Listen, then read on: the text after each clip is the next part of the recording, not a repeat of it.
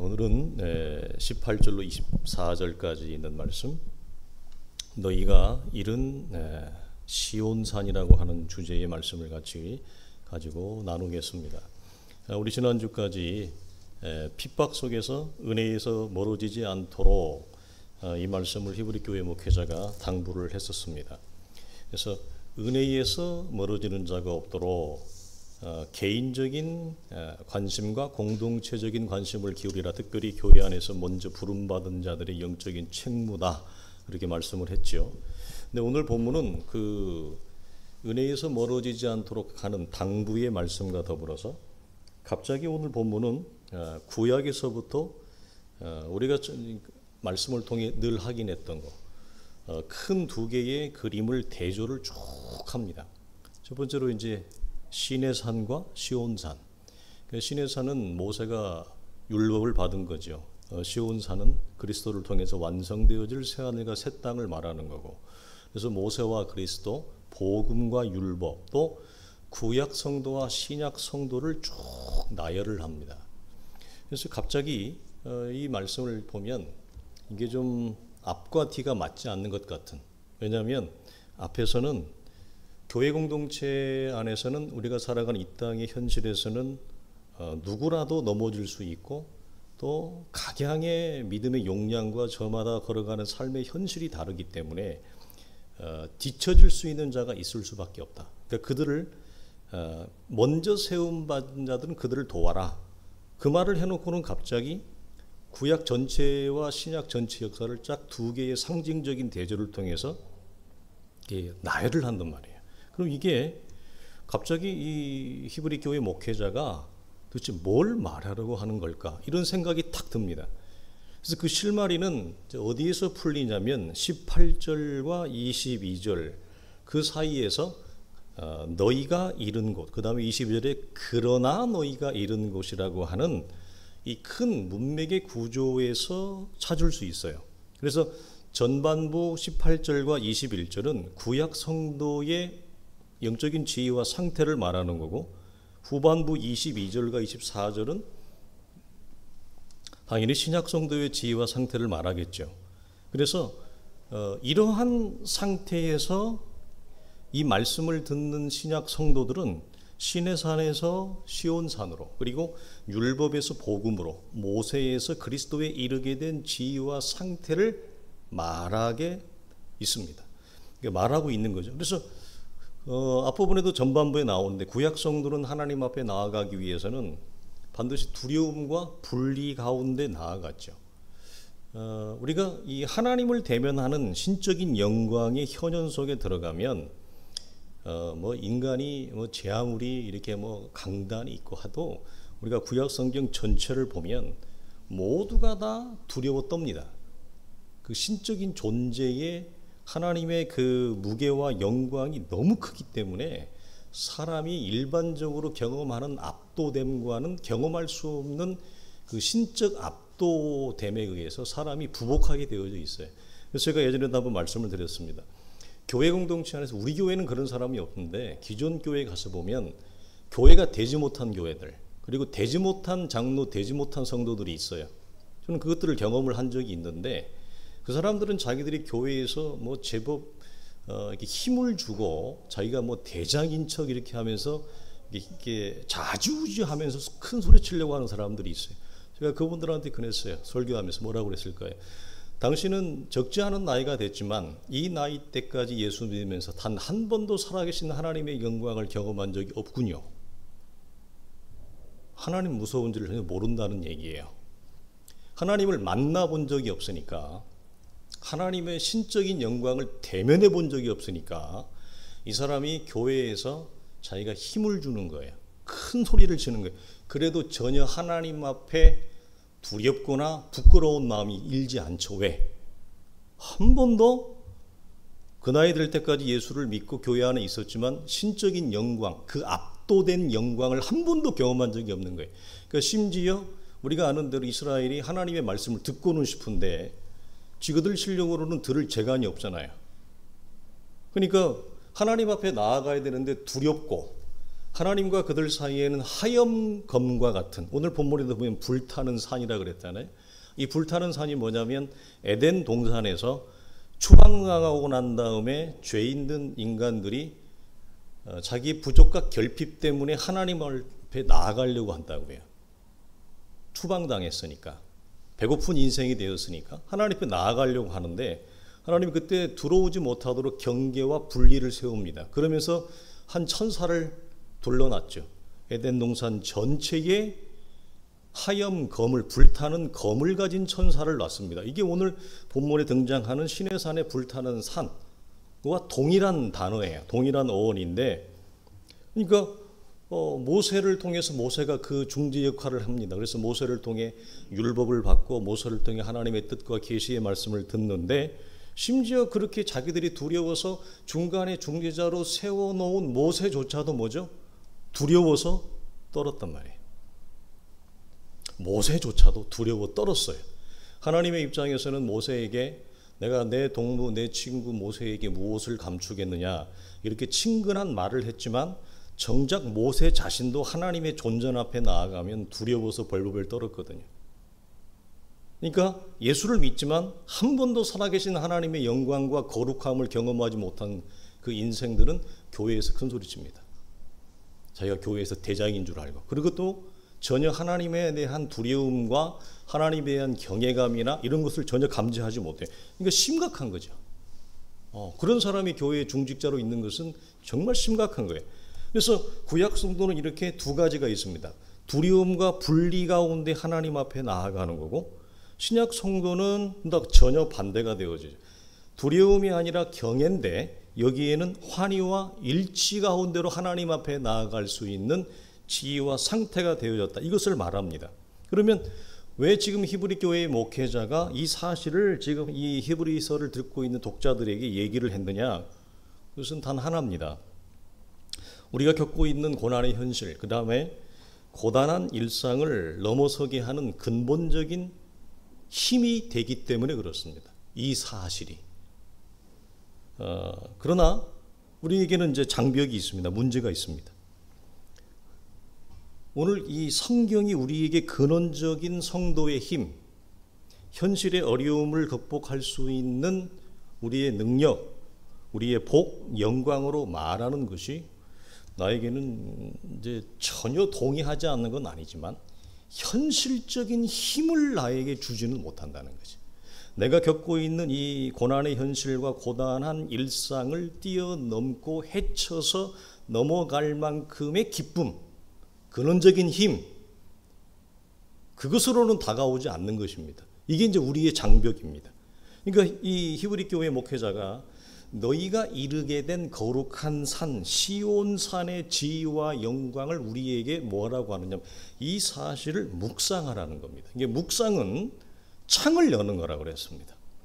그러니까 성도가 구원을 얻고 난 이후에 묵상하지 아니하면 그 성도는 결코 영적인 성장과 영적인 장성함을 경험할 수 없습니다. 이건 단언할 수 있습니다. 그래서 우리에게 주어진 시온산의 지위와 영광을 묵상해서 우리가 겪고 있는 이 고단한 현실과 어려움의 일상을 넘어서게 하고자 하는 것이 이 히브리 교회 목회자가 두 개의 산과 두 개의 장소를 대조하고 있는 근원적인 이유입니다.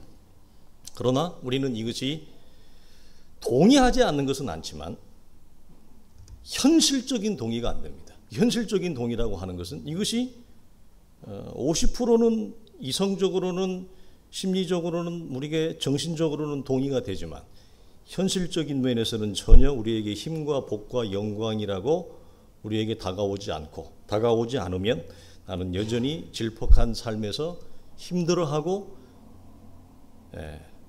주변을 뱅뱅뱅 돌아야 되는 현실입니다. 그래서 그렇게 되면 어떻게 된다고 그랬습니까? 둘 중에 하나인데 우리가 나누고 있는 말씀의 흐름에서는, 이 히브리서의 말씀의 흐름에서는 어떻게 해야 되느냐? 더 가야 됩니다.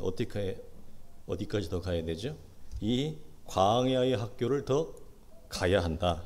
그래서 그 광야의 학교에서 새롭게 듣는 법, 그 다음에 내가 지금 신약 성도가 서 있는 이 지위와 영광을 보는 법, 그리고 그 지위와 영광스러운 존재 위에서 하나님의 사람이 갖는 새롭게 생각하고 사고하는 법, 그리고 내게 처해 있는 모든 환경과 조건을 묵상하고 바라보는 법, 그래서 하나님의 사람다움으로 말하는 법, 그리고 그 하나님의 사람으로 걸어가는 법, 믿음에 걷는 법을 배워야 돼요.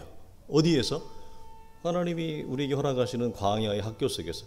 광야를 왜 허락하시느냐? 우리 나누었습니다. 이것이 형통한 중에도 이렇게 신약 성도가 가지는 지위와 영광에 이르는 세 사람의 존재다움을 형통한 속에서도 배우면 너무 좋죠. 내가 원하는 대로 내 삶이 열어지고 내가 생각하는 대로 내 현실이 풀어지는 그런 형통한 세상 속에서도 이런 하나님의 사람의 지위와 영광에 이르는 그런 존재를 배우면 너무 좋죠. 근데 문제는 뭐죠? 우리가 경험상 보면 우리는 그런 세계 속에 들어가면 우리가 나누었던 하나님의 사람으로서 갖는 새로운 그런 내용과 지위에 관련되어져 있는 것들을 대부분 다 놓칩니다. 생각조차 안 해요. 생각조차 않습니다. 그 형통한 중에는 인생이 좀 풀릴 때는 이런 설교도 듣기도 싫습니다. 만약에 이렇게 유튜브 채널을 돌리는데 이런 설교를 들었다 바로 꺼버리죠. 듣고 싶지도 않습니다. 그렇기 때문에 우리는 하나님이 왜 광야를 허락하신다고요? 그래서 광야 속으로 하나님 우리를 밀어넣는데 그것도 그냥 밀어넣는 게 아니라 하나님이 뒤에서 세게 민다. 앞에서 세게 잡아당긴다. 하나님의 은혜와 하나님의 거룩한 성령이 우리를 밀어 잠기고 밀어 당기고 뒤에서 밀어요. 세게 밉니다. 그래서 우리는 이제 허우적거리죠. 그때부터. 도대체 이게 뭔가라고 하는 세상을 막 살게 되어집니다. 그래서 우리는 그 존재다움으로 우리의 지혜와 영광이 익숙해질 때까지 그 안에서 묵상하고 그 안에서 즐거워하는 법을 익혀야 됩니다. 여기에서 자유로운 성도는 없습니다. 그러니까 이런 거죠. 우리가 나누어서 나는 뭐 예수를 대충 믿는데도 내 삶에 어려운 일도 없고 왜 그런지 모르겠어. 다른 사람은 힘든 일 당하는데 나는 별로 그렇게 인생이 꼬이지도 않는 것 같고 어렵고 답답한 일도 없는 것 같고 나는 도대체 왜 이러지? 우리는 그 부분을 나누었습니다. 왜 하나님이 그렇게 하시는가에 대해서. 그래서 새로운 존재에 합당한 새로운 삶이 나의 호흡이 되어질 때까지, 나의 호흡이 되어진다는 말은 그 존재와 존재의 내용이 일치가 되어질 때까지 이 광야의 학교에서 선한 싸움을 싸워야 됩니다. 그래 우리는 이제 영적인 다이아몬드가 돼서 나오는 거고, 그럴 때 새로운 존재는 아름다운 열매로 자신의 존재가 성장한 것을, 영적으로 자란 것을 증명하게 되어집니다. 이것이 이제 야고보가 말한 이런 겁니다. 삶으로 믿음을 증명하는 원리입니다. 그래서 야고보 2장에 보면 야고보가 이렇게 얘기하잖아요. 어떤 사람은 믿음이 있다고 말하고 나는 행함이 있다고 말한다. 그러면서 행함이 없는 네 믿음을 내게 보이느냐 이 말을 해요. 그러면서 나는 행함으로 내 믿음을 내게 보이리라. 아하 허탄한 사람아, 행함이 없는 믿음이 헛것인 줄 알지 못하느냐. 그래서 우리가 지난주 양과 염소, 이번 주도 계속해서 나눌 건데요. 양과 염소는 이 땅에서는 과정이 굉장히 중요합니다. 과정이 중요하다는 말은 뭐냐면 실패를 반복해도 상관이 없습니다. 결과적으로는. 물론 실패를 당하는 사람은 무척 고되죠. 실패가 여러분 얼마나 고된지 몰라요. 거기에 따른 부작용이 굉장히 많습니다. 그러나 결과적으로 합력하여 선을 이루실 하나님의 일하심을 보는 차원에서는 실패를 반복해도 하나님이 거기 우리를 이끌어 갈 거니까. 그리고 그리스도 예수 안에서는 하나님은 우리를 이미 완전한 자로 온전한 자로 여기기 때문에 그 원리는 그렇습니다만 우리가 경험하는 주관적인 현실적인 실제는 뭐죠? 실패를 반복하면 인생은 굉장히 고단합니다. 쓴뿌리를 여러분 마시게 되어지니까. 그래서 이 땅에서는 과정 중에 있기 때문에 그것이 우리에게 녹록하지 않지만 허락이 되어져요. 그러나 주 앞에 설 때는 과정을 보지 않고 이제는 결과로 열매로 증명할 때에는 이 사실이 우리에게는 직설적으로 다가오게 되어져요. 성경이 말하는 이 사실이 성도에게 힘과 참된 영광으로 열어질 때까지 우리는 더 광야의 학교에서 가야 됩니다. 내가 원하는 세계가 열어지지 않는 그 광야 속에 더 머물러야 돼요. 왜냐하면 오늘 히브리 교회 목회자는 이렇게 얘기해요. 너희가 선 이곳은 하늘의 도성인 시온산이기 때문이다. 내가 선 이곳이. 그리고 하늘의 천만 천사와 그 다음에 하늘에 기록된 장자들만이 설 수 있는 곳이라고 말하는데요. 여기에서 하늘에 기록된이라고 하는 말은 우리가 마태복음 지난주에 나누었듯이 창세로부터 예비된 복을 받으라. 그 말이 하늘에 기록된 장자들이 쓸 수 있는 곳이다. 이 말입니다. 동일한 것입니다. 그러니까 여기에는 하나님의 자녀들만이 기록되어져 있는, 흩어져 있는 모든 하나님의 사람들을 말하는 거죠. 그래서 근데 놀라운 것은 뭐냐면 이 시온산은 죽어서만 오르거나 죽은 이후에 밟을 수 있는 산이 아니라고 얘기를 하는 데 있습니다. 이게 이제 더 한층 더 강조로 나가는 겁니다. 그러면 시온산은 그 하늘의 예루살렘, 하늘의 도성이 죽은 후에 가는 곳이 아닙니까? 우리는 이제 전통적으로 이렇게 알고 있습니다만 오늘 이 히브리 교회 목회자는 아니다는 거예요. 지금 너희가 이른 곳이 하늘의 시온산이라는 거예요. 지금 너희가 서 있는 이곳이 천국이라는 거예요. 우리는 그게 이제 동의가 안 되잖아요. 예, 이것부터 우리가 큰 간격이 있습니다. 그래서 우리는 이 모세나 야곱의 이야기를 창세기를 보면 이제 모세에게 하나님이 이렇게 얘기합니다. 내가 선 곳은 거룩한 곳이니 네 발에서 신을 벗으라, 이 얘기를 해요. 그러니까 모세가 지금까지 자기가 선 곳이 거룩한 곳인 줄 모르고 살았어요. 근데 하나님을 대면하면서 여기서도 지금 불타는 산인데 망하지 않는 파멸이에요. 이게 불이 임하면 사람이 망해야 되는데 하나님의 불은 우리를 파멸시키지 않아요. 여기 지금 시내산하고 똑같은 지금 배경이. 그런데 내가 선 곳이 거룩한 곳인지를 전혀 감지하지 못하고 살았어요. 모세가. 떨기나무에서 하나님을 만나고 나서 주님으로부터 네가 선 곳이 거룩한 곳이니까 네 신을 벗어라. 여기에는 여러 가지 의미가 있는데 오늘 하루는 이 말씀의 문맥에서 보자면 그때 모세가 눈이 열어지는 거예요. 여기가 시온산이네. 여기가 거룩한 곳이네. 전혀 감지하지 못하고 살았거든요. 하나님을 만나자 그게 열어지는 거예요. 자, 야곱이 속이고 도망가다가 중간에 이 사닥다리를 경험하면서 이런 고백을 합니다. 야곱이 놀라운 야곱의 존재에서 나올 수 없는 고백을 해요. 그게 뭐냐? 두렵도다 이곳이요. 여기가 하나님의 집이요 하늘의 문이었다. 이 말을 고백해요. 그러니까 그 전에는 뭐죠? 모르고 살았죠. 내가 서 있는 이곳이 하늘의 문인 줄을 그가 어떻게 알았겠어요? 하나님을 대면하고 난 이후에 내가 서 있는 이곳이 하늘의 문이요 창이라고 하는 그 안목이 열어집니다. 다 공통점이 뭐죠? 자기가 원하는 세상에서 그 문이 열어진 게 아닙니다. 자기가 전혀 원하지 않는 세상 속으로, 세계 속으로 그들이 쫓겨 몰렸을 때 그 안목이 열어져요. 그러니까 광야 속에서 오아시스를 경험하는 거예요. 환난 중에 기쁨을 경험하는 거예요. 형통 중에 그런 은혜가 주어지면 좋겠지만 역설적이게도 그렇지 못합니다. 그래서 천국은 죽은 후에만 밟는 곳이 아니라 지금 여기 감추어져 있는데 어디에 감추어져 있느냐면 구약의 시내산의 시온산이 감추어져 있다고 얘기를 하는 거예요. 우리가 복음서의 문을 연 세례 요한은 이렇게 얘기합니다. 첫 마디가 회개하라 천국이 가까이 왔다. 이 얘기를 합니다. 여기서 회개하라고 하는 말은 우리가 전통적으로 이해하는 그런 차원에서 또 다른 의미가 있는데 뭐냐면 내 마음의 눈을 새롭게 열라, 이 말이 있습니다. 내 마음의 문을 새롭게 열라. 시선이 열어질 때 이스라엘은 하나님의 나라가 이미 임했다라고 하는 사실을 그들은 전혀 감지하지 못하고 살았어요. 여기서 회개하라가 뭐라고요?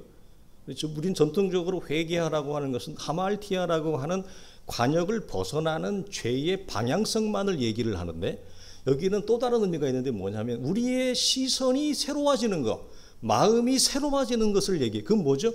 안목이 새로워져야 된다. 그 안목이 새로워지면 무엇이 열어지느냐? 여기가 천국이라고 하는 사실을 모르고 살았는데 그 사실이 열어지는 것을 얘기해요. 주님은 그래서 뭐라고 얘기하죠? 하나님의 나라가 너희 가운데 임했다. 그것도 이미 임했느니라 이렇게 말씀을 합니다. 어렵습니다. 본문으로 말하면 이제 신의 산은 장래의 시온산을 담아 놓은 것입니다. 그러니까 18절을 보면 이렇게 표현을 해요. 너희가 처음에 보면 뭐라고 너희가 만질 수 있다라고 하는 단어부터 나와요. 그 다음에 나오는 게 뭐 침침함, 흑암, 폭풍, 나팔 소리, 말하는 소리. 이건 전부 다 뭘 하는 거죠? 전부 들을 수 있는 겁니다. 그리고 볼 수 있는 겁니다. 자, 만질 수 있고요, 볼 수 있고요, 들을 수 있어요. 이건 뭐죠? 어떤 조건에서 가능합니까? 보이는 이 세 개라고 하는 조건, 그릇에서만 이 세 가지는 감지되어질 수 있어요. 다 볼 수 있는 세계 안에 있음을 말합니다. 그러니까 신의 산으로 압축된 이 보이는 세계 안에 무엇이 담아 있다고 얘기하는 거예요. 지금 장차 임할 시온산이 그리스도의 더 깊은 복음과 진리가 신의 산에 담아 놓았다. 이 얘기를 하는 거예요. 히브리서가 이래서 어려워요. 히브리서가 이래서 어렵습니다. 자, 우리가 11에서 11장에서 믿음을 이렇게 정의했잖아요. 1절에서 믿음은 바라는 것들의 실상이요 보이지 않는 것들의 증거라 했습니다. 그렇다면 여러분 그 믿음의 기초 위에서 장성한 믿음이라는 것은 뭐죠? 지금 보이는 세계, 지금 우리 본문에서 얘기하는 보이는 세계 안에 있는 신의 산 안에서 무엇을 보는 거예요? 장차 임할 그리스도의 시온산을 보는 것, 이게 믿음이에요. 그리고 장성한 믿음이에요. 이걸 다르게 얘기하면 믿음의 개념으로 얘기하면 보이는 세계 안에서 장차 보이지 아니하는 하나님의 나라를 보는 안목, 시선, 어디에서? 지금 여기에서 이겁니다. 왜 믿음의 선진들이 고난 속에서 기뻐했다고 얘기합니까? 그들은 다른 이유가 없었습니다. 지금 여기라고 하는 세계에서 그들은 장래에 임할 하나님의 나라의 영광을 보았기 때문이라고 성경은 얘기해요. 이 사실이 여러분 굉장히 요즘에 우리가 계속 이 내용을 히브리서를 나누면서 이 내용이 우리에게 줄곧 강조되어지고 있습니다. 그래서 요한복음 8장에서 주님이 이렇게 말씀하셨잖아요. 너희 조상 아브라함은 뭘 보고 기뻐했다?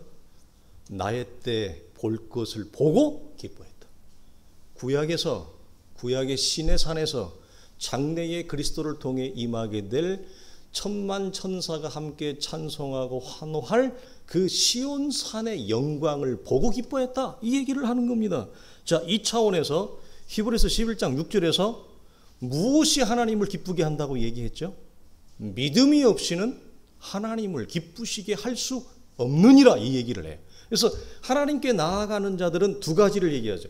반드시 그가 계신 것과 그리고 그 다음에 뭐라고 얘기하죠? 자기를 찾는 자들에게 상 주시는 이심을 믿어야 할지니라 이 얘기를 해요. 그러니까 좋은 믿음이라고 하는 것은 뭐죠? 보이는 이 답답한 현실, 보이는 이 답답한 좁은 내 조건 속에서 무엇을 보는 거라고요? 장래의 하나님의 영광을 담아 놓은 거. 왜? 우리가 이른 곳은 어디라고요? 구약의 신의 산이 아니라 이미 하나님의 나라가 도래하고 임하고 성취되어진 시온산 위에 우리가 이미 옳은 존재라는 거예요, 성경이. 그래서 이것을 에베소서에서는 뭐라고 얘기했다고요? 이미 하나님의 나라의 보좌 우편에 우리가 함께 앉히운 존재가 되어졌다. 골로새서에서는 왜 우리가 위의 끝을 찾으라고 얘기하죠? 우리가 위에 속한, 하늘에 속한 존재가 되어졌기 때문에 존재에 걸맞는 것을 추구해라 이 얘기를 하는 겁니다. 이게 신약 성도가 갖는 지위와 영광이에요. 그러니까 우리가 뭐 시선말로 해서 기복주의나 신비주의나 번영주의 같은 것은 여기다 끼를 대목이 없는 거예요. 공간이 없는 거예요. 성경은 여러분 일관되게 지금 내가 서 있는 여기라고 하는 조건에서 우리에게 무엇이 열어져야 함을 강조하고 있습니까? 시온산이. 이것은 이제 환난 중에 기쁨의 세계가 열어지는 것과 같은 동일한 원리가 이 안에 있습니다.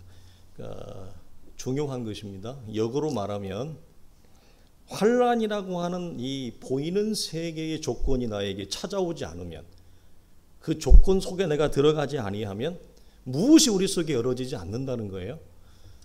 보이는 세계, 내가 싫어하는 이 조건 안에 담아놓은 하나님의 더 깊은 복음의 진리, 더 깊은 세계가 열어지지 않는다는 말이에요. 이 말이 신의 산 안에 시온산이 담아 있고, 율법 안에 복음이 담아져 있고, 모세 안에 그리스도가 담아져 있다. 그런데 뒤에 있는 것은 전반부에 있는 것과 다르게 전반부에 담아놓은 이 후반부의 내용은 전반부 것보다 훨씬 더 크고 훨씬 더 깊고 훨씬 더 가치 있는 것입니다. 훨씬 더. 그래서 신의 산 안에 담아놓은 시온산은 신의 산을 초월해요. 그렇지만 초월하는 것으로만 끝나지 아니라 신의 산 안에 내포되어져 있기 때문에 포함되어져 있어요. 이것이 우리가 살아가는 현실이라고 하는 조건 속에서도 동일하다고 얘기해요. 그래서 히브리 교회 목회자가 이걸 왜 얘기하느냐? 보이는 이 세계 안에서 보이지 아니하는 장차 임할 시온산의 영광, 천만 천사가 함께 찬송하고 환호할 그 영광을 보는 것이 내가 지금 직면하고 있는 현실의 고난과 어려움을 기꺼이 넘어서게 한다라고 하는 것을 우리에게 강조하고 있는 것입니다. 여기까지 이제 거의 다 말씀이 전달되어졌는데, 우리가 잘 이게 동의가 안 되죠. 머리로는 동의가 되어지는데 아직 우리가 이것이 열어지지 않은 것입니다. 우리의 몸으로 이것이 열어지지 않은 것입니다. 고린도후서 4장 18절에 보면 바울이 이렇게 얘기해요. 우리가 주목하는 것은 보이는 세계가 아니라 보이지 아니하는 세계이다. 보이는 것은 잠깐이요, 보이지 않는 것은 영원하다, 이 얘기를 해요. 자, 그러면 여러분 이제 우리 이렇게 질문을 드려야 됩니다. 사랑하는 성도들이요, 그러면 보이는 이 내가 살아가는 현실 세계의 가치는 어디 있습니까? 여러분은 내가 살아가는 현실 세계가 마음에 들 수도 있고 안 들 수도 있고, 어떤 분은 적절하게 타협점을 찾는 분도 있겠습니다만, 내가 살아가는 보이는 세계의 여러분 가치는 어디 있죠? 오늘 우리가 지금 나누었던 이 신의 산 안에 시온산이 담아 있다라고 하는 이 계시의 원리를 보면, 현실 세계가 없으면 내가 지금 뿌리를 내리고 있는, 내가 밟고 있는 현실 세계가 없으면 무엇이 없다는 얘기입니까? 보이지 아니하는 영원한 세계, 영원한 실제가 없다는 얘기입니다. 이 얘기가. 그래서 기독교는 결코 광신으로 갈 수 없는 이유가 현실의 뿌리를 받고 있는데, 현실의 뿌리를 받을 수밖에 없는 이유는 뭐냐면, 이 현실은 현실이 아니라 현실 안에 무엇이 담아 있기 때문에 영원한 실제, 영원한 세계가 현실이라는 조건 속에 담아 있기 때문에 그래. 그래서 예수 잘 믿는 사람은 성실한 거예요. 예수 잘 믿는 사람은 신실한 거예요. 주어진 시간 안에서 시간을 낭비하지 않고 하나님 앞에 최선을 다해 살아가는 거예요. 그래서 이런 차원에서 현실은 무엇을 담고 있다고요? 영원한 세계를 담고 있고, 영원한 세계를 동시에 의존하고 있습니다. 두 세계는 나뉘어질 수 없고 끊어질 수 없고 서로 하나로 엮여져 있어 의존하고 있다. 놀라운 것입니다. 그래서 현실 세계는 영원한 세계가 있다는 역설적이고 놀라운 증거예요. 증거. 우리는 하나님의 나라가 어디 있습니까? 죽어야 알지. 그 말이 아니라고요. 그렇게 질문하는 것 자체가 아직 모르는 거죠. 아직 한참 모르는 겁니다. 하나님의 나라가 어디 있다고요? 죽어야 알죠. 죽어봐야 알지. 평생 예수를 믿은 장로님이 그 얘기를 하더라니까요. 몇 대째 예수를 믿은 분인데 그 장로님이 나이가 80이 다 돼가는데 본인들이 식사하고 나서 담소를 나누면서 죽어봐야 알지. 그분이 가장 크게 놓치고 있는 게 뭐예요? 오늘 히브리서 교회 목회자가 얘기하고 있는 거, 성경이 일관되게 강조하고 있는 거, 천국은 죽어서 가는 곳이 아니라 여기에서 이미 내가 서 있는 현실의 조건 안에서 천국을 보고 본 자가 가는 거예요. 여러분, 이런 차원에서. 그래서 현실 세계는 무엇이 있다라고 하는 강력한 증거라고요? 보이지 아니하는 영원한 세계가 실제한다는 증거입니다. 이것이 눈으로 보인 예수 안에서 보이지 않는 영원한 실제이신 누구를 보는 거예요? 그리스도를 보는 것과 같은 거예요. 보이는 예수라고 하는 육체의 조건에서 보이지 아니하는 영원한 실제이신 그리스도를 담아 놓았잖아요. 무엇이 없으면 뭘 못 봐요? 보이는 육체라고 하는 조건이 없으면, 이걸 다른 말로 하면 계시의 조건, 계시의 토대인데 이게 없으면 영원한 실제인 그리스도를 담아낼 수가 없어요. 그래서 둘이는 하나인 거예요. 둘이는 하나인 거라고요. 그래서 성경은 항상 나뉘어지지 않는다. 그러니까 신의 산은 시온삼을 담아낸 계시의 조건, 계시의 토대였고 십자가도 동일한 원리였다. 이 말씀을 하는 것입니다. 그래서 믿음의 선진들이 고난을 감내할 수 있었던 근원적인 이유가 뭐냐? 하나님이 주신 그 약속 안에서 그들이 전부 다 무엇을 보았다고 그래요? 성경은 다. 이걸 뭐라고 표현하죠? 어떤 동사를? 장래의 영광을 보았다. 약속의 말씀 안에서 장래의 영광을 다 보았다. 그래서 그들이 믿음으로 그들의 현실을 기꺼이 감내하며 걸어갈 수 있었다. 이 얘기를 하는 겁니다. 여러분, 이게 기독교 신앙의 참 아름다움 아닙니까? 이쯤 되어지면 우리가 여기서 이제 이런 영적 내용과 원리가 성경이 일관되게 우리에게 강조를 한다면 설교를 끝내기 전에 반드시 우리가 나눠야 할 것이 있습니다. 그건 뭐냐면 구하고 찾고 두드리는 일입니다. 성경은 이것을 굉장히 많이 강조하는데요. 왜 그렇죠? 내가 선 곳이 그리스도 안에서 온갖 하늘의 지혜와 지식의 풍성한 보물을 품고 있는 시온산이기 때문에요. 근데 이 부분에서 이제 우리 성도들이 좀 이 부분을 벗어났기를 바라는데, 특별히 장로교인들은 이 부분에 오해가 있습니다. 어떤 오해가 있죠? 구원을 은혜로 받았다고 하는 사실이 지나치게 전달하는 자나 받는 자나 강조하여 받다 보니까 어떤 오해가 생기죠? 내게 허락되어진 성화의 시간조차 시간 속에서 가만히 있는 겁니다. 그러면서 동원되어지는 어떤 표현이 있죠. 뭐죠? 하나님의 때가 차면, 때가 되면 다 이루어질 것이다. 때가 되면 다 될 것이다. 여러분, 여기에서 때가 되면이라는 말은 내가 해야 될, 내가 싸워야 될 인내와 선한 싸움마저도 외면하고, 내가 서 있는 곳에서 구하고 찾고 문을 두드리는 선한 싸움조차도 하지 않고 하나님의 때가 되면 될 거야. 이것은 여러분 잘못된 것입니다. 이런 때는 없습니다. 그러니까 때가 차면이라고 하는 것은 무엇을 전제해요? 그리스도의 진리를 알고자 하는 영적인 선한 싸움과 열망을 추구하는 것을 전제하는 것입니다. 그래서 묵상해야 됩니다. 그래서 기도해야 됩니다. 내가 그래서 말씀을 피고 읽어야 됩니다. 우리 중직자들에게 제가 과제를 낸 것은 여러분 그게 별 의미 없이 주는 게 아닙니다. 여러분, 제가 이렇게 웃으면서 그냥 가볍게 얘기하는 것 같지만 사석에서 아닙니다. 여러분이 읽은, 제가 5권을 선택했다가 2권으로 이제 확 줄였죠. 마음이 약해서 그래요. 성도들이 살아가는 게 하루 종일 일하고 사실은 밤늦게 피곤한 육신을 가지고 본다는 게 녹록지 않아요. 제가 알기 때문에 밤잠을 새야 되거든요. 그러니까 얼마나 힘들어요. 그래서 제가 마음이 약해서 2권으로 압축을 했지만 여러분 스스로 책을 한 번 읽어서 안 되잖아요. 또 봐야 되잖아요. 2번 봐도 잘 모르거든요. 그러면 반복하잖아요.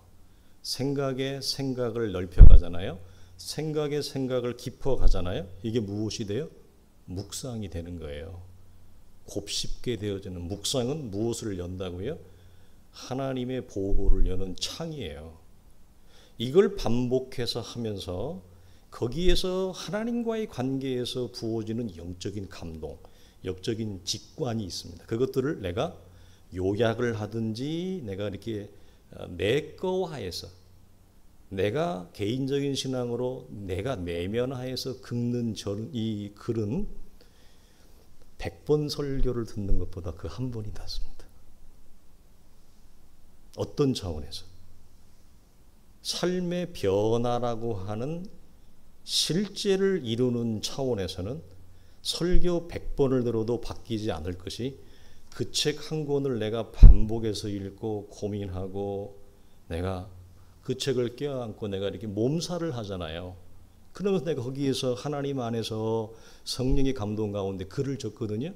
그것은 100번 들었지만 변하지 않는 내 삶의 실제를 변화시키는 위대한 역사가 있습니다. 실제로 그렇습니다. 그것 때문에 과제를 하는 것입니다. 이게 그런 게 있을지는 몰랐죠.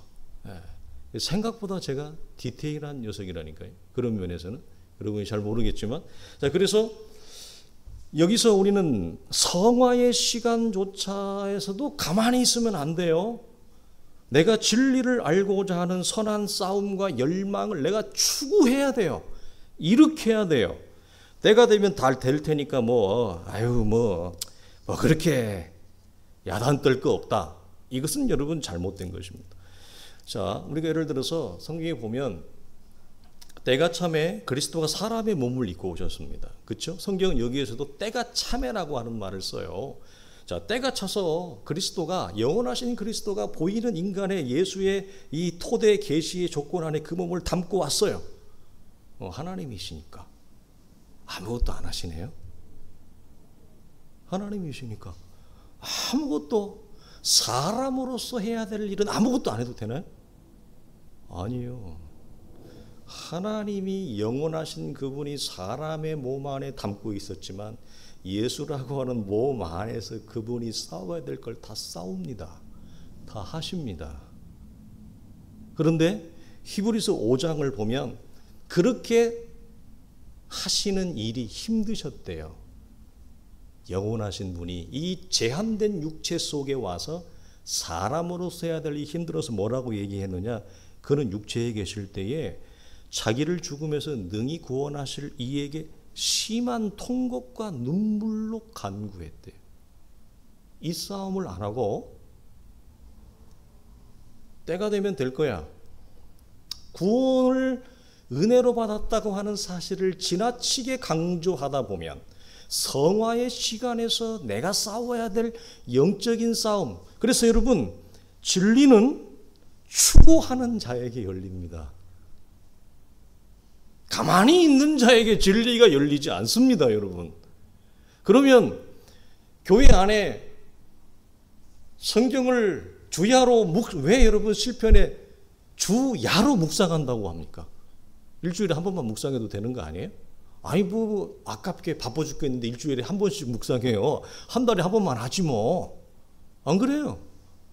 뭘 하고 바쁘고 피곤해 죽겠는데 주야로 아침 저녁으로 뭐 할 게 있습니까? 구원은 은혜로 받았고 말씀은 괜찮은 말씀이 흘러내리고 그러면 뭐 일주일에 한 번만 하지 뭐. 아니 한 번도 피곤하면 2주에 한 번 하든가 아니면 한 달에 한 번 하든가.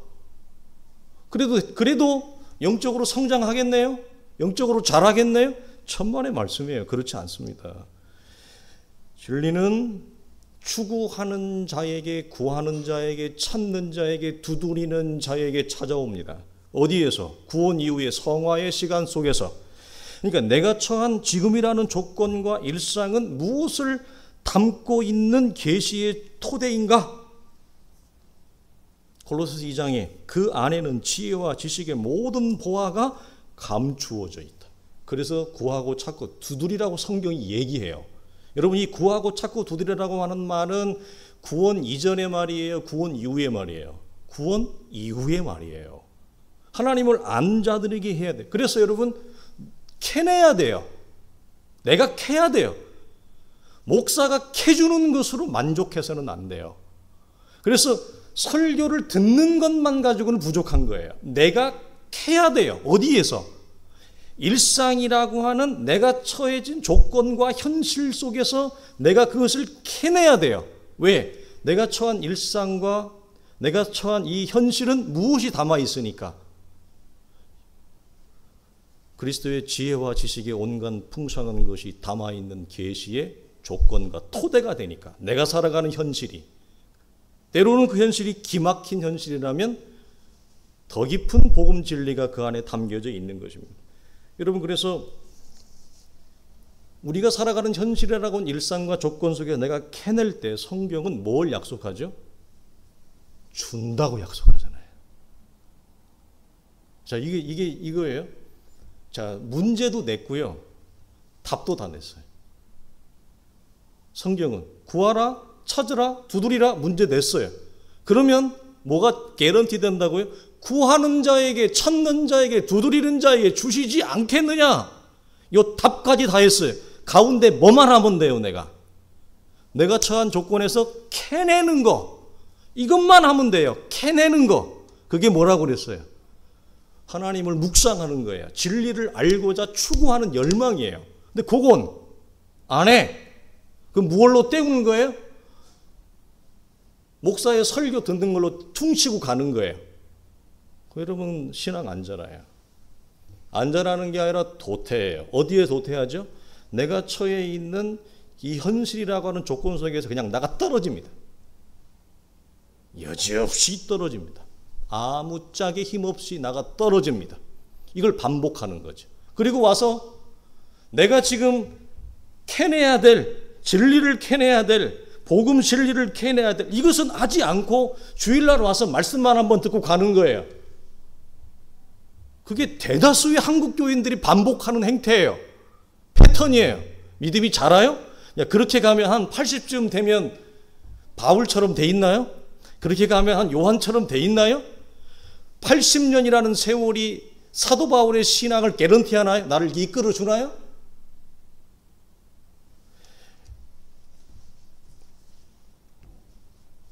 (60이) 좀 넘어가면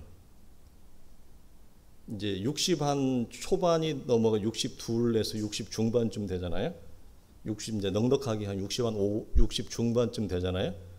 그러면 진리를 추구하지 않고 경건에 이르기를 묵상을 하지 않았던 목회자나 모든 성도들은 영적으로 다 도태됩니다. 왜 그런지 아세요? 육체가 무너지기 때문에 그 안에 가지고 있는 기독교 신앙도 같이 무너져요.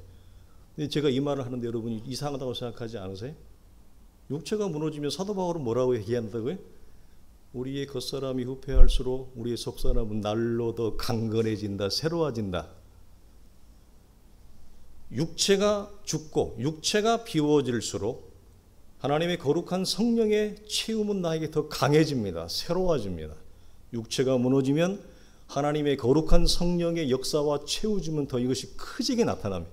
이게 성경이 말하는 복음이 내 안의 역사에서 나이가 들어갈 때에 머리가 흰 장로들이 갖는 영광입니다. 나이 든 자의 영광입니다. 그런데 그렇지 않은 사람이 훨씬 많죠. 그렇죠? 우리가 경험하기에는 훨씬 많습니다. 제가 보기에는 10대 2 정도? 많이 해서 10대 2예요. 왜냐하면 제가 그걸 다 보거든요, 지금. 이제 제가 나이가 50대가 되어지니까 같이 사역을 해왔던 분들이 60대 중반 이제 은퇴를 하고 후임을 이제 할 이런 분들이 많아요. 보는데 공통적으로 나타나는 특징이 있어요. 분별력이 다 사라져요. 60 중반쯤 되니까 선과 악을, 진리와 비진리를, 옳고 그름에 대한 분별력이 사라져요. 말씀을 제법 잘 전했던 사람들도 젊었을 때는 제법 힘있게 깐깐하게 선명하게 말씀을 잘 전했던 목회자들도 말씀이 뭐 흩어져요. 그게 날아가요. 이렇게 흩어지고 뭘 얘기하는지 모르겠어요. 그런 사람들이 훨씬 많아져요. 공통적 특징이 있어요. 뭘까요? 진리를 캐내는 작업을 그의 일상 안에서, 그가 처한 조건 안에서 안 합니다. 누구도, 목사님도 안 하십니다. 그리고 나이가 들어갑니다. 그러면 나이가 무너짐, 육체가 무너짐과 함께 그의 신앙도 무너집니다. 여러분, 그 왜 그렇다 할까요? 첫째는 이거고, 그의 신앙의 토대도 사실은 진리 위에 서 있지 않았던 것입니다. 목회를 하지만 육체 위에 서 있는 목회를 한 사람은 나이가 들어가면 무너집니다. 그런데 이 캐내는 작업을 마태복음 13장에 보면 밭에 감추인 보화라고 하는 비유가 나오잖아요. 이 밭이 여러분 어디입니까? 일상입니다. 밭이 일상입니다. 일상이라고 하는 조건 속에서 밭에서 캐내는 겁니다. 그러니까 캐내는 자는 찾죠. 그리고 공통적인 특징이 뭐라고요? 다 기뻐합니다. 복음이 주는 기쁨과 희열을 그들이 여러분 다 경험합니다. 구약의 믿음의 선진들이 왜 현실의 고단한 일상에서 그걸 기꺼이 감내하며 기뻐하고 걸어갔느냐? 밭이라고 하는 그들이 주어진 일상의 조건은 경작해야 될 조건이지 때가 차면 알아서 되겠지가 아니에요. 이걸 놓치면 시간이 흘러가면 우리의 육신과 함께 우리는 신앙이 시들어 버립니다. 그래서 마태복음 13장에 이 밭에서 보화를 발견하는 비유에서 동사가 발견한다는 말이 나오잖아요. 그 우리가 잘 아는 단어 영어 성경에 보면 discover라고 하는 말이 나오잖아요. discover가 뭐냐? 기본적으로 커버되어져 있는 거. 무엇으로 이렇게 덮여 있는 것을 디스한다 그래. 디스가 뭐냐면 내가 테이크아웃 하는 거예요. 감추어져 있는 카바를 내가 벗기는 거예요. 이게 뭐예요? 발견하는 거예요. 그게 말씀을 묵상하는 경작의 작업이에요. 진리를 추구하는 작업. 어디? 밭이라고 하는 일상에서 내가 그걸 해야 돼요. 그러나 대부분의 성도들은 자기 교회 목회자가 말씀이 괜찮으면 괜찮은 대로 거기서 만족하고, 만족하지 못하면 투덜대리고 이러쿵저러쿵 얘기하고 다른 유튜브를 통해서 설교를 듣는 것으로 채우고, 여러분 이런 그 모습은 내게 주어진 이 일상이라고 하는 계시의 토대와 조건 안에서 밭을 경작하여 복음의 진리를 발견해서 더 깊은 믿음의 세계로 나아가는 것과 완전히 반대로 역행으로 가는 겁니다. 그러니까 이 사람이 지금 신앙을 유지하고 있는 그 기본적인 유지, 생명, 선은 어디에 있어요? 이걸 놓친다고요. 여러분 이거 잘 우리가 이 부분에서 여러분 고민을 해야 됩니다. 그래서 우리 사랑하는 성도들이 그러면 이렇게 신약의 성도들은 이 모든 것들이 성취되어지고 주어졌잖아요. 내가 무엇만 하면 돼요? 약속의 말씀을 따라 내가 캐내는 작업, 순종만 하면 돼요. 말씀의 경작. 말씀의 경작의 다른 말은 무엇이라고요? 우리가 앞으로 나누었어요. 믿음의 경주와 묵상에서 묵상하는 거예요. 하나님의 말씀을. 하나님의 진리를 묵상하는 거예요. 어디에서? 꼭 성경만을 열어서가 아니라 내가 살아가는 모든 삶의 현실에서 하나님을 묵상하는, 캐내는 작업. 진리를 묵상한다. 진리를 캐내는 작업. 그런데 그 캐내는 조건이 왼수인 거예요. 그 캐내는 조건이 왼수인 거예요. 왼수. 그 왼수가 남편이고, 그 왼수가 아내고, 그 왼수가 자식이고, 그 왼수가 돈인 거예요. 그리고 그 왼수가 몸의 아픈 건강인 거예요. 질병인 거예요. 그 왼수가 삶이 풀어지지 않는 내 삶의 현실, 직장, 사업터 전부 왼수예요. 그 왼수라고 하는 모순에서 복음 진리를 하나님을 캐내는 작업.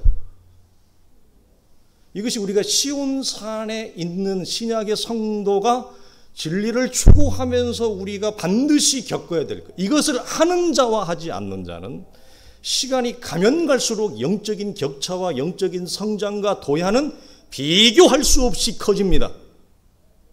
비교할 수 없이 커져요. 그럼 하나님은 누굴 통해서 하나님이 진리를 드러내고 누구를 통해서 하나님의 생명을 구원하겠느냐? 말씀에 순종해서 약속이 주어진 성취 이후에 주의 말씀에 순복하여 오늘도 내게 주어진 밭이라고 한 일상에 기어이 나가 이 작업을 하는 것입니다. 히브리서 오늘 본문 12장 28절에 보면 그래서 뭐라고 얘기합니까? 그러므로 우리가 흔들리지 아니하는 나라를 받았은즉, 기가 막힌 말이에요. 흔들리지 아니하는 나라를 받았다 그래요. 받을 것이다가 아니에요. 이미 받았대요. 근데 맨날 우리는 누가 흔들려요? 내가 흔들리죠. 하나님의 나라는 흔들리지 않습니다. 진리는 흔들리지 않습니다. 주님은 흔들리지 않습니다. 오직 나만 흔들립니다. 왜? 계시의 토대로 주어진 현실이라는 조건 속에서 흔들리지 아니하는 나라를 추구하지 않으니까, 그리고 다른 것으로 대체하니까, 다른 것으로 만족하니까, 이로 말미암아 경건함과 두려움으로 하나님을 섬기느니라. 아멘. 이게 신약 성도가 갖는 여러분 영광이고 특권이에요. 이보다 더 큰 영광과 특권을 어떻게 줍니까? 아들의 죽으심을 통해 이런 것들이 다 우리 속에 마련이 되어졌는데 더 이상 하나님은 줄 것이 없어요. 우리 속에. 그럼 우리 사랑하는 성도들이 기운을 내시고 힘을 내시고 우리가 눈을 열어서 뭘 하면 된다고요? 왼수 같은 현실, 왼수 같은 모순 같은 그 관계 조건 속에서 밭을 매는 겁니다. 누가 매야 돼요? 내가 매야죠. 내가 매야죠. 그래서 성도들이 보화를 발견할 수 있기를 주님의 이름으로 축원합니다.